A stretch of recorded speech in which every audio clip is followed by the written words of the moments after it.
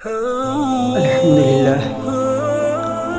لله رب العالمين والصلاة والسلام على رسوله الكريم أما بعد قال الله تبارك وتعالى في القرآن الكريم أعوذ بالله من الشيطان الرجيم بسم الله الرحمن الرحيم والفجر وليال عشر وعباس رضي الله تعالى عنهما عن النبي صلى الله عليه وسلم قال لما قدم رسول الله صلى الله عليه وسلم المدينة واليهود تصوم يوم عاشوراء فسألهم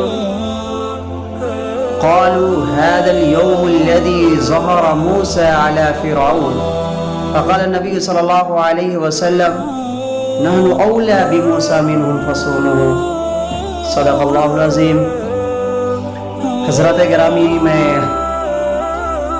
آپ حضرات کے سامنے ایک ویڈیوز لے کر حاضر ہوا ہوں اور یہ مناسب سمجھا کہ میں آپ حضرات کے سامنے یوم عاشوراء کے بارے میں کچھ بتاؤں، اس کی فضیلت بیان کروں، جس سے مسلمان آج غافل ہیں کہ آج مسلمانوں کے سوسائٹی میں جب ہم اس کا جائزہ لیتے ہیں، سوسائٹی کا جائزہ لیتے ہیں اور اس میں پتہ کرتے ہیں، معلوم کرتے ہیں کہ ہمارے ماحول میں، ہمارے معاشرے میں، ہمارے بستی میں، ہمارے گاؤں میں، ہمارے شہروں میں، ہمارے ملک میں کیسے کیسے بدعات جنم لے رہے ہیں۔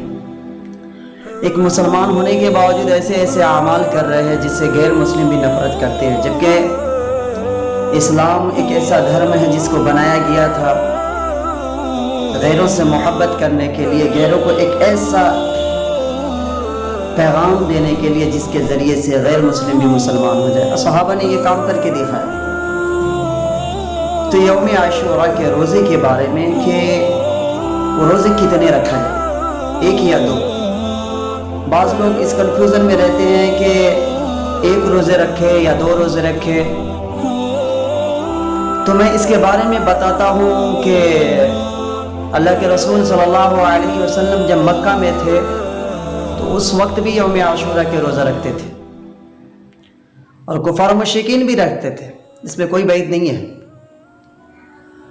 جب اللہ کے رسول صلی اللہ علیہ وسلم مکہ کے ظلم و زور اور زیادتی سے اور کفار کے ظلم و بربریت سے نکل کر کے مدینہ ہجرت کیے تو اللہ کے رسول صلی اللہ علیہ وسلم نے یہودیوں کو دیکھا کہ وہ بھی روزہ رکھتے ہیں یوم عاشوراء کا۔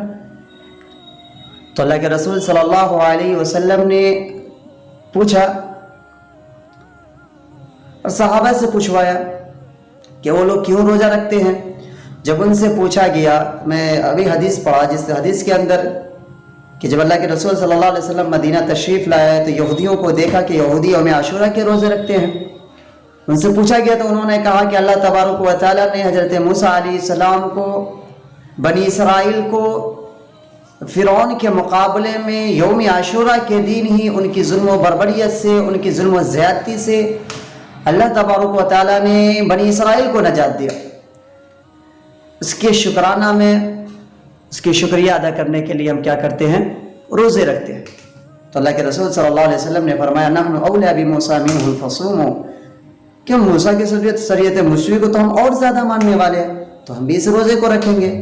تو یہ معاملہ رمضان المبارک کے روزے ابھی تک فرض نہیں ہوئے تھے، اس وقت تک اللہ کے رسول کا یہ معاملہ تھا کہ یوم عاشوراء کے روزے رکھتے تھے۔ اور پھر اللہ کے رسول صلی اللہ علیہ وسلم نے فرمایا کہ جو یوم عاشوراء کے یعنی 10 محرم الحرام کے دن روزہ رکھے گا، یعنی 10 محرم الحرام کا روزہ رکھے گا تو اس کے پچھلے 1 سال کے گناہ کے کفارہ بن جائیں گے۔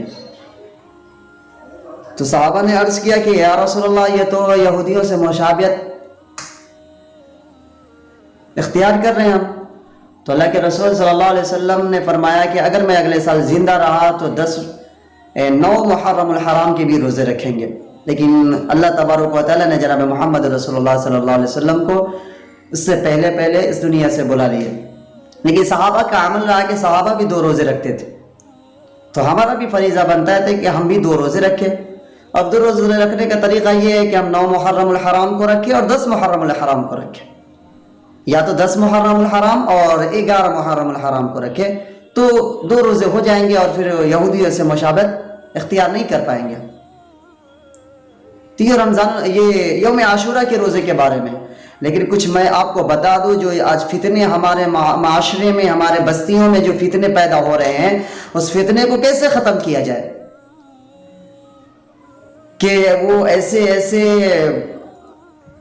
جملے استعمال کرتے ہیں، ایسے ایسے وہ کہتے ہیں کہ مسلمان ہونے کے باوجود ایسے جملے کا اختیار کرنا، اس طرح سے مرثیے پڑھنا اور شہادت حسین کو ماتم کی شکل میں اختیار کرنا، یہ کہیں کی بات نہیں ہے. اب یہ یوم عاشورہ کا روزہ اور یوم عاشورہ، یہ 10 محرم الحرام کی فضیلت امام حسین کی شہادت سے تعلق نہیں ہے، بلکہ یہ جناب محمد رسول اللہ صلی اللہ علیہ وسلم تقریباً 60 سال پہلے، امام حسین کی شہادت سے 60 سال پہلے سے یہ معاملات چلا آ رہا ہے.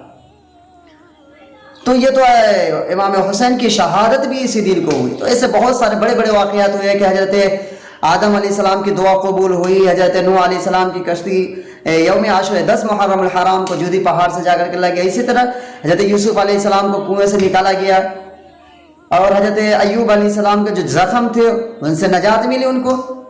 حضرت عیسیٰ علیہ السلام کو بھی اس دنیا سے 10 محرم الحرام کو اٹھا لیا گیا. تو یہ بہت سارے واقعات ہیں، لیکن ایسے فتنے میں ہم پڑے ہیں، ڈھول تاسے کے چکر میں ہیں، اور مسلمان ہونے کے باوجود تاجیہ کھیلتے ہیں اور ڈھول تاسے کھیلتے ہیں. یہ مسلمانوں، یہ اسلامی شریعت کے خلاف ہے، اسلام نے اس کا حکم نہیں دیا، اور پھر مسلمان ہونے کے باوجود ایسے کام کر رہے ہیں تو ہم مسلمان کہلانے کے بھی لائق نہیں ہیں، اور ایسے طریقے اختیار کر رہے ہیں جس سے غیر مسلم بھی نفرت کر رہے ہیں. تو ہمیں ایسے نفرت اور ایسے طریقے اختیار کرنے سے ہمیں باز آنے کی ضرورت ہے.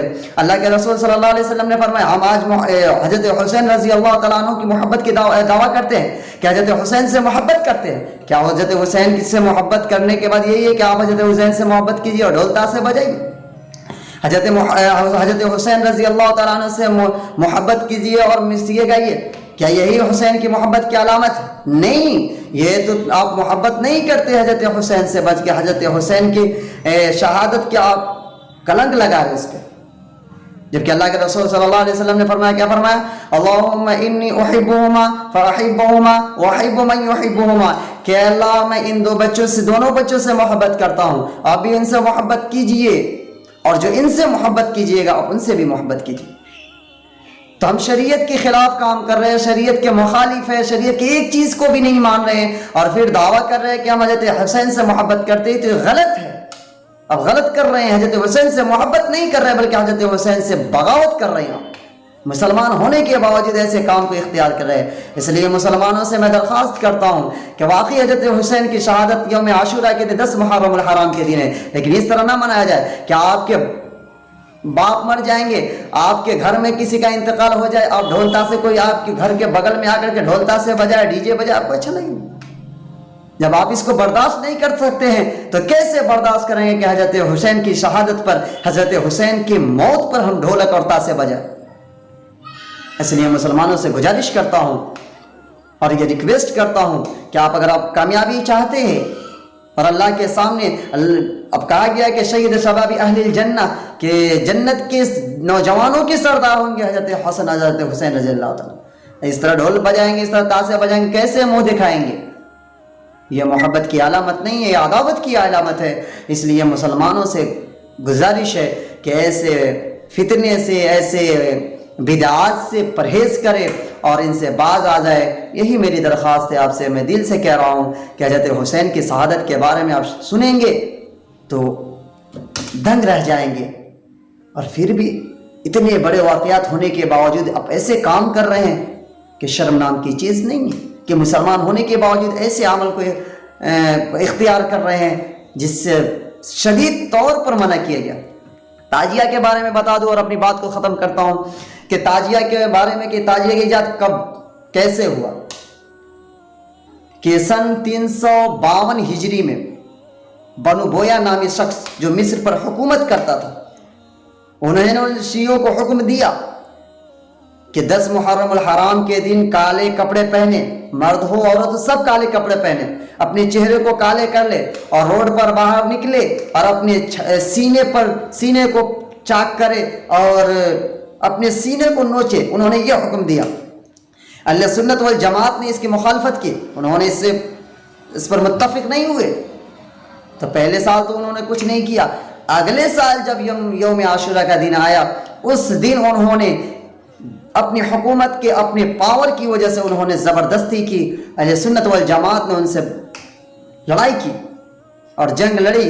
اس کے بعد وہ جنگ لڑی اور مسلمان، آج ہم مسلمان ہونے کے دعویٰ کرتے ہیں، وہ بھی مسلمان تھے نا، تاجیہ نکالنے کے مخالف تھے اور اس کے خلاف تھے کہ تاجیہ ہم نہیں نکالیں گے، ڈھول تاسے نہیں بجائیں گے، اس کے مخالف تھے وہ۔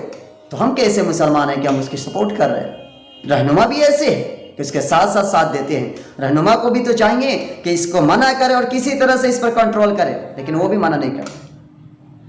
تو دعا کرے کہ اللہ تبارک و تعالی ہم سبوں کو سمجھ بوجھ عطا فرمائے، اور خاص طور سے ہمارے نوجوان مسلمانوں کو بھی سمجھ بوجھ عطا فرمائے کہ ایسے خرافات سے، ایسے فسادات سے باز آ جائے۔ اللہ تبارک و تعالی ہم سبوں کو اس پر عمل کرنے کی توفیق عطا فرمائے۔ وآخر دعوانا الحمدللہ۔